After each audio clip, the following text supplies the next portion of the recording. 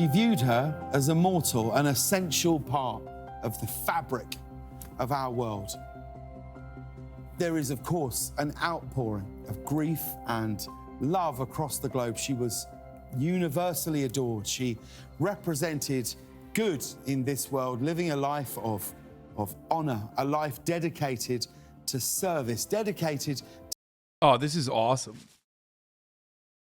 Maybe the dumbass Americans that listen to like the worst person that they hate the most speak about the Queen with such words will probably realize like, oh, okay, never mind, she sucks now. To bettering the lives of others.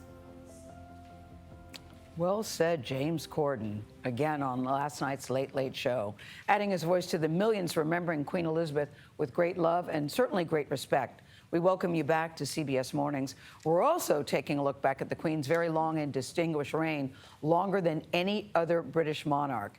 It was not the life that she or anybody else would have expected when she was born April 21st, 1926. Mark Phillips reported on many of the milestones in her extraordinary life. He's outside Buckingham Palace with more little nuggets that only Mark Phillips can share. Mark, I think about her life that she knew when she was 10 years old that one day she was going to be queen. It's extraordinary. Good morning. Well, yes, indeed. Elizabeth did not know when she was a child that she was destined to be queen. That happened as a matter of some royal accident, which My company did a moment of silence during a Zoom call for the Queen today. What, are you an American or are you British? Please. Because it's so much funnier if you're an American. Oh my God, that's awesome. Oh my God, that's so funny. we'll get into. But you know, it's always difficult to try to sum up the public mood in these sorts of things. There is, however, no difficulty this time. There's a palpable sense of sadness that is hanging over Britain, and I suggest over much of the world. The initial shock may have worn off a little bit, but it's been replaced by a sense of sadness. Sadness for the woman who is now gone, who led us through so much history, and who made so much of her own. For a woman who was not born to be queen, the public outpouring of affection for Elizabeth during the celebration of her 70th year on the throne was a tribute to her and to how well she had done her job. Elizabeth Alexandra Mary Windsor, Queen Elizabeth II, reinvented the British monarchy and may have saved it. Elizabeth was already 10 years old when another royal drama led to her becoming heir to the throne. In 1936, her uncle, Edward VIII, abdicated to marry the American divorcee Wallis Simpson, and the royal line shifted to her father, George VI, and so to her. The young Princess Elizabeth was already a public favorite. I am sure that you are often thinking of the old country.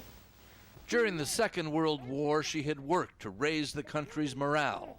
To make the world of tomorrow a better and happier place. And she had also served as a volunteer in the war effort. Her marriage to Philip Mountbatten, an anglicized member of the deposed Greek royal family, gave a war-weary country something to celebrate. And I've never felt more insane and more alone than I have these past 24, 48 hours. I mean, obviously, like, I don't feel entirely alone. I have a lot of you in here that also feel the same way. But like the automatic resentment that I had towards those who are beneficiaries of the aristocracy, but something more than the aristocracy, the monarchy, I thought was shared widely. And like seeing so many, I can't tell if it's the internet clouding my perspective. You know what I mean? I can't tell if it's the internet clouding my perspective because, like, you know, there are so many psychotic people up there that are just like cynically taking on the position that they care about the monarchy or whatever when they actually don't. I don't know what it is, but seeing my mentions get lit the fuck up with like the Queen defenders and royalist defenders, it is, the difference is she didn't choose her life. Bro, what the fuck are you saying? She could have abdicated. Like, yes, you just heard one motherfucker who did it for pussy, okay? Like, in this story, in the last 3 minutes, they literally showed you a dude who did it to get laid. To the fucking American lady. The fuck do you mean? You're doing it right now! You're doing it! I'm gonna lose my fucking mind!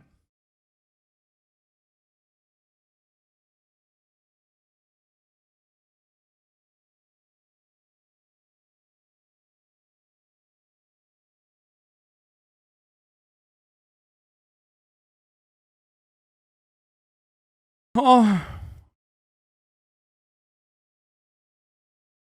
There's a member of the royal family who advocated and she died in a car accident. Yeah.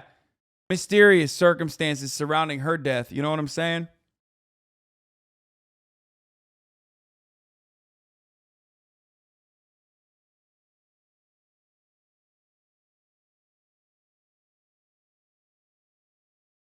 Honestly, I think a lot of America's support for the monarchy is literally from America's growing up watching Disney movies where royalty are guileless and speak to animals. Yeah, I think so.